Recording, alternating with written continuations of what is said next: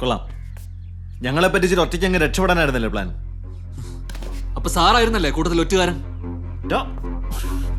ഇന്നിവിടെ വരുമ്പോഴാണ് നിങ്ങൾ ആരോട് ഇല്ലെന്നുള്ള വിവരം ഞങ്ങൾ അറിയുന്നത്. നിങ്ങൾ മൂന്നുപേരിൽ ഒരാൾ ഒറ്റാതെ നിങ്ങൾ എങ്ങോട്ട് പോയി എപ്പോ പോയി വിജയ് എങ്ങനെ അറിയും?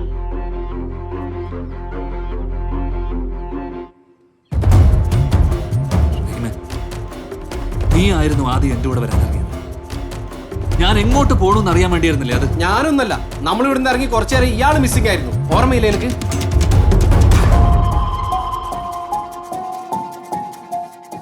ചാക്കോ, അത് ഭാഗ്യം പാക്ക് ചെയ്ത് നുറിയും പൊട്ടി വരുമ്പോഴത്തേക്കും സമയമെടുക്കരുത്. അതുകൊണ്ടല്ലേ? സത്യം പറ ചാക്കോ. ഒന്ന് നിർത്തുന്നുണ്ടോ? ഇവരാരുമല്ല, ഞാനാ വിജയ് സാറിനെ വിളിച്ചു പറഞ്ഞു. ഇവിടെ വരുന്നതിന് മുമ്പ് എനിക്കറിയായിരുന്നു ഈ ബാങ്ക് ഫേക്ക് ആണെന്ന്. എനിക്ക് മാത്രമല്ല, ഈ ചാക്കോയ്ക്കും അറിയായിരുന്നു. നിങ്ങളെ മൂന്നുപേരെയും വാച്ച് ചെയ്യാനാ ഞങ്ങളെ ഏൽപ്പിച്ചേ. എന്ന് വെച്ച് ഞാൻ ആരും ചോദിച്ചിട്ടൊന്നുമില്ല. എനിക്ക് പൈസ കിട്ടണ ഇവിടെ നടക്കുന്ന കാര്യങ്ങൾ പറയണമെന്ന് പറഞ്ഞു. ഞാൻ അത്രേ ചെയ്തുള്ളൂ. കൂടെ നിന്ന് ചതിച്ചിട്ട് ന്യായം പറയുന്നു ചാക്കോ. കൂടെ നിൽക്കാൻ നിങ്ങളാരാ? നമ്മൾ തമ്മിൽ വേറെ എന്ത് ബന്ധമുള്ളേ? വിജയ് സാറിന് വേണ്ട നിങ്ങളെ മൂന്നുപേരെയാ. വിഷ്ണു, നീ വലിയ നല്ലവനായതുകൊണ്ടൊന്നല്ലല്ലോ ഇവിടെ ഇങ്ങനെ വന്ന് നിൽക്കുന്നേ. ഒരു തരത്തിലല്ലെങ്കിൽ മറ്റൊരു തരത്തില് നമ്മളെല്ലാരും ക്രിമിനൽസ് ആണ്. എന്ന് വെച്ച് വീണ്ടും വീണ്ടും ക്രൈം ചെയ്യണമെന്നുണ്ടോ? ഞാനതിനല്ല ഇവിടെ വന്നിരിക്കുന്നത്. ഞാനും അതിനല്ല ഇവിടെ വന്നിരിക്കുന്നത്. എനിക്ക് എന്റെ അനിയനെ ചികിത്സിക്കാൻ പൈസ വേണമായിരുന്നു. അതിനാ ഞാൻ ഇവിടെ വന്നേ. വെറും കൈയോടെ പോവാൻ ഞാനില്ല. ഇനി നിങ്ങൾ ആരും കൂടെ ഉണ്ടെങ്കിലും ഇല്ലെങ്കിലും ഞാൻ ഇവിടെ തന്നെ കാണും.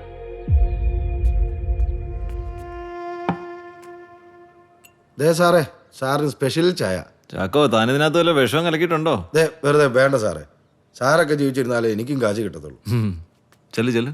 സാറേ, നിങ്ങൾ പറഞ്ഞ എല്ലാ സർട്ടിഫിക്കറ്റിലുണ്ട്. ആധാരം, നികുതി റെസിറ്റ്, കുടിയുടെ സർട്ടിഫിക്കറ്റ്. ഇനിയെങ്കിലും എനിക്ക് ആ ലോൺ തന്നൂടെ? എല്ലാം ഇല്ലേ സാറേ? ചേട്ടാ, ഇതില് മുന്നാധാരം ഇല്ലല്ലോ.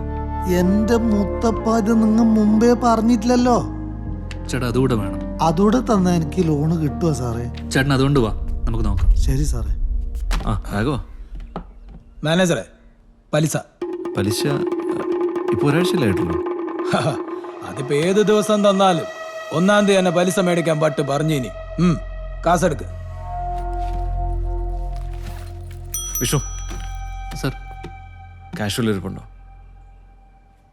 സതി കൊണ്ടുവന്ന ഡെയിലി കളക്ഷൻ ഉണ്ട്. പലിശ കൊടുക്കണം. കൊടുത്തേക്ക്. ചെന്നാ മതി. ആടെ. ഓ,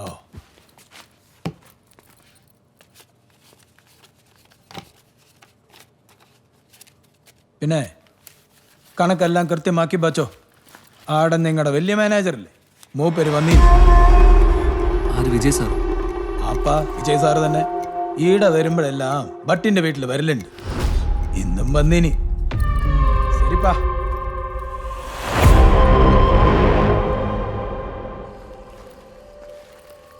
ആ ഭട്ടും വിജയും തമ്മിൽ എന്തോ ബന്ധമുണ്ട്. ഏയ്, അതെന്താ അങ്ങനെ തോന്നാൻ കാരണം? അയാൾ ഇടക്കിടക്ക് ഭട്ടിന്റെ വീട്ടിൽ പോകുന്നുണ്ട്.